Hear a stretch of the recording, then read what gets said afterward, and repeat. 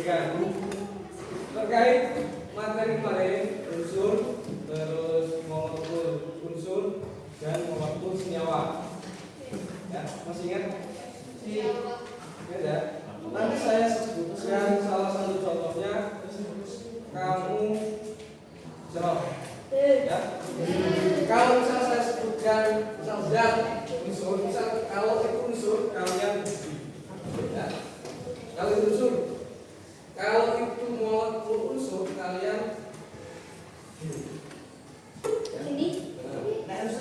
Kalau unsur kalian berdiri, kalau molekul unsur kalian berdiri. Gak usah berdiri. Ya. Kalau molekul senyawa kalian ya. Apa nggak ada yang temenmu? Nah, karena senyawa itu oke. Oh ya. Kalau yang sendiri dia rangkul. Kalau yang rangkul yang molekul senyawa. Ya, kalau senyawa rangkul temenmu, kalau unsur kalian sendiri. Kalau itu molekul unsur kalian sendiri. Ya. Coba saya sebutkan besi.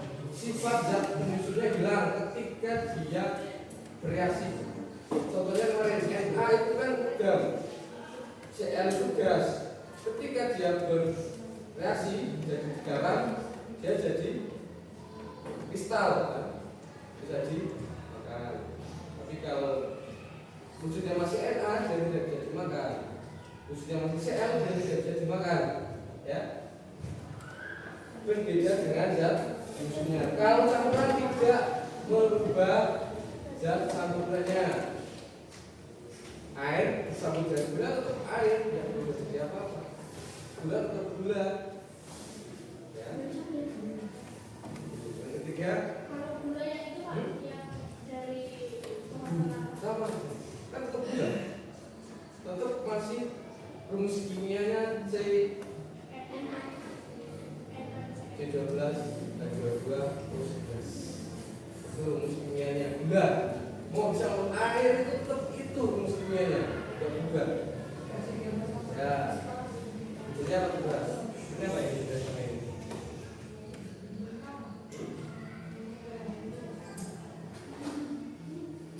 Kimia adalah interaksi antar atom, antar unsur. Dapat dipisahkan melalui reaksi kimia. Contohnya garam itu kalau Na dan Cl itu dipisahkan. Tadinya garam dipisahkan jadi Na lagi jadi Cl lagi, itu namanya pemisahan secara kimia. Kalau fisika itu misal tidak melibatkan kimia, tidak melibatkan reaksi kimia. Contohnya disaring. Misal kamu mau memisahkan kopi dan air, disaring kan? Itu bisa nggak? Bisa kan? Tapi itu tidak melibatkan kimia, hanya melibatkan fisika, fisik. Begitu. Jawabannya, tahu bedanya nggak? Kimia sama fisika. Kalau kimia itu melibatkan reaksi antar atom, antar unsur. Kalau fisika itu hanya melibatkan fisik. Ya. Oke. Contohnya kalau ya tunggal ya gula, emas, besi, dan lain-lain, unsur, senyawa, garam. Kalau campuran ada campuran air kopi, ada air laut, ada udara, dan lain-lain. Susu juga. Ya. Oke. Nah, kemudian campuran itu ada dua jenis. Yang pertama campuran homogen, yang kedua campuran heterogen. Homogen itu apa? Homogen. Campuran homogen. Ya, namanya larutan. Dan campuran heterogen. Apa itu?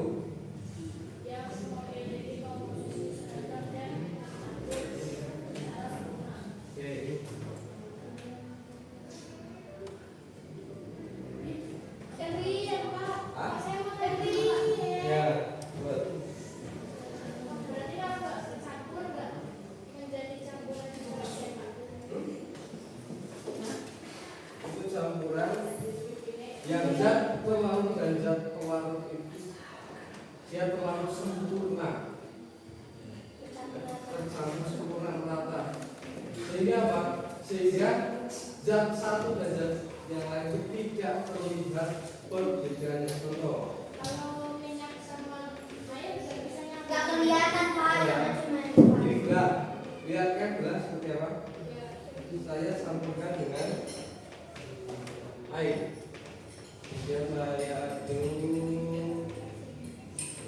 Air Pak. Kalau panas Pak. Ya, semakin panas airnya semakin cepat larut. Mana kopi madu Pak? Yang mempercepat larutan apa? Pertama, suhu. Yang kedua, mekanis jatuh. Yang ketiga, persaingan. Jangan campur Pak. Itu gulanya menjadi apa Pak? Hah? Campur menjadi airnya lebih sedikit. Gulanya gimana?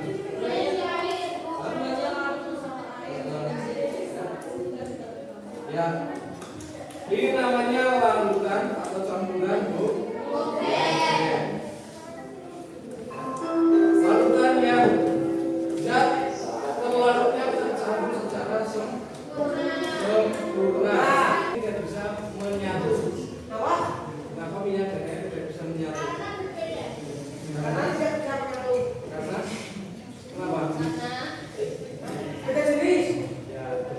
massa jenis. Berarti tiga Pak, minyak laki-laki. Yang enggak. Minyak dan air tidak bisa menyatu karena perbedaan massa jenis. Coba kalau air dan minyak dicampur yang di bawah yang mana? Air.